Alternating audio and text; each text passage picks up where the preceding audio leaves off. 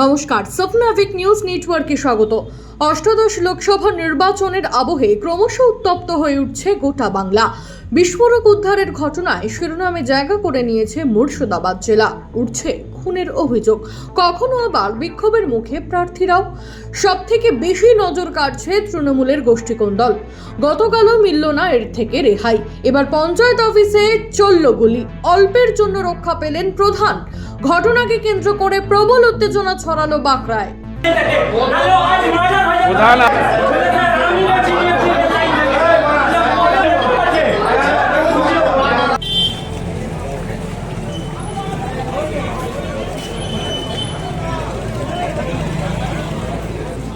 সূত্রের খবর, অন্যান্য দিনের মতো গতকাল পঞ্চায়েত অফিসে বসে কাজ করছিলেন কর্মীরা।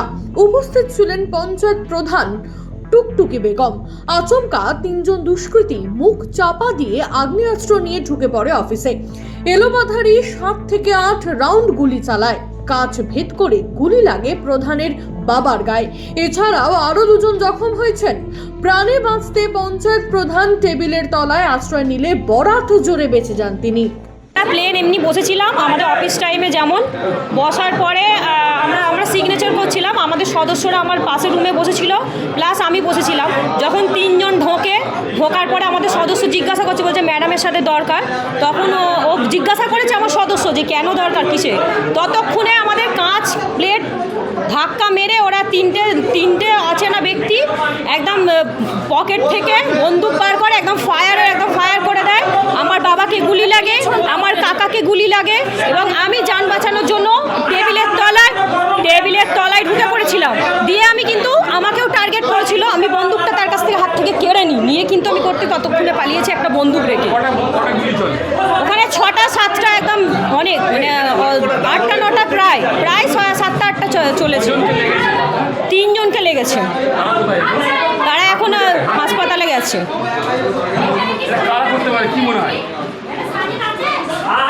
সাজিদই করবে, এছাড়া কারণ ওনার সাথেই আমার এখন দ্বন্দ্ব বেরোচ্ছে, উনি লোক পাঠিয়েছে। হ্যাঁ, শেখ সাজিদ। অতর্কিতে এই হামলার পর ঘটনাস্থল ছেড়ে পালাতে সক্ষম হয় দুষ্কৃতীরা। ডোমজুর থানার পুলিশ এবং উচ্চপদস্থ আধিকারিকেরা ঘটনাস্থলে পৌঁছেছে। পরিস্থিতি নিয়ন্ত্রণে রাখতে ঘটনাস্থলে নামানো হয়েছিল র্যাফ। তবে প্রধানের অনুগামীদের অভিযোগ, বাইরের কেউ নয়, পঞ্চায়েত প্রধানের জামাইবাবুর মদতে এই হামলা। ডোমজুরের বিধায়ক তথা হাওড়া সদরের তৃণমূল কংগ্রেস সভাপতি কল্যাণ ঘোষের ঘনিষ্ঠ সাজেদের মদতে ঘটনা হয়েছে, এমনটাই অভিযোগ তাদের। পঞ্চায়েতে দুর্নীতি করতে চেয়েছিলেন সাজেদ, কিন্তু এতে শালী ও জামাইবাবুর মধ্যে বিবাদ তৈরি হয়, যে কারণে শালিকাকে সরাতে খুনের ছক কষেছিলেন সাজেদ, এমনটাই অভিযোগ। কল্যাণ ঘোষ যে এমএলএ, তার সহযোগিতা পেয়ে এতটা জিনিসটা করছে। হ্যাঁ, এটা গোষ্ঠীদ্বন্দ্বের একটা ব্যাপার ছিল। তার আগে জাকির হোসেন মণ্ডল প্রধান ছিল, সে ভালোই চেয়েছিল। এতে একটা গ্রুপবাজি করে কল্যাণ ঘোষ সাজিদকে সহযোগিতা করে জাকির হোসেন মণ্ডলকে সইরে দেয়, সইরে টুকটুকে প্রদান করে। তো সাজিদের ব্যবহার আচারের ওর তোলাবাজির জন্যে টুকটুকি প্রধান সরে আমাদের সাথে আমাদের এই দিকে, বা আমি মানুষের স্বার্থে কাজ করতে চাই, সোশ্যাল কাজ করতে চাই, দুর্নীতিতে আমরা থাকবো না বলে প্রধান চলে এসছে। সেইটাই রাগে এই দুর্নীতি চালাচ্ছে। এখান থেকে প্রচুর টাকা পয়সা তোলাবাজি করেছে, তো বহুত করেছে।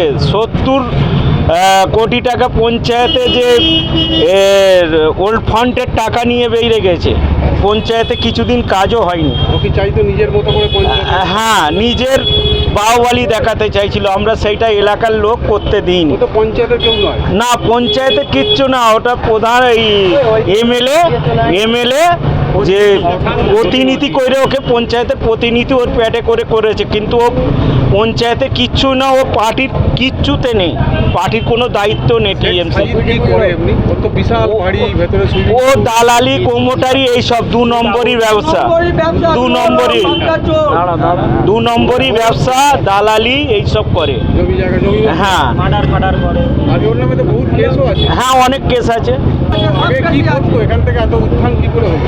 উত্থান হলো কিছু সহযোগিতা করেও পয়সার বাউয়ালিদেরকে এমএলএ পর্যন্ত কিনে নিয়ে এই জায়গাটা 3 নম্বরটাও দখল করেছে, কি করতো? দালালি করতো। হ্যাঁ, ওর নামে অনেক ক্লেমও আছে, অনেক দুর্নীতিও আছে। বিশাল বাড়ি দেখলাম করেছে। হ্যাঁ রাজপ্রাসাদের মতো বাড়ি করেছে। হ্যাঁ, ও তো তোলাবাজিও করতো।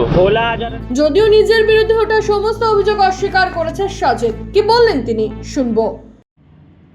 আমি শেখ সাজিদ, আমি ব্যাঙ্গালোর হসপিটালে ভর্তি আছি। আমার হার্ট এবং ব্রেনের ট্রিটমেন্ট চলছে। মেজর একটি অ্যাক্সিডেন্ট হয়েছিল আমার হার্টের, তো আমি ট্রিটমেন্টের জন্য অ্যাডমিট আছি। আজ হঠাৎ আমার কাছে মেসেজ আসে যে ওখানে বাঁকড়া 3 নম্বর পঞ্চায়েতের গুলিগালা চালিয়েছে কিছু দুষ্কৃতীরা, কে বা কারা জানি না। পুলিশ তদন্ত করছে। আমার প্রেস মিডিয়াদের কাছে আমার অনুরোধ, প্রেস বন্ধুদের কাছে, যে অযথা না জেনে পুলিশ তদন্ত করছে, সঠিক তদন্ত না পৌঁছানো পর্যন্ত আমার ফটো এইভাবে ভাইরাল করবেন না।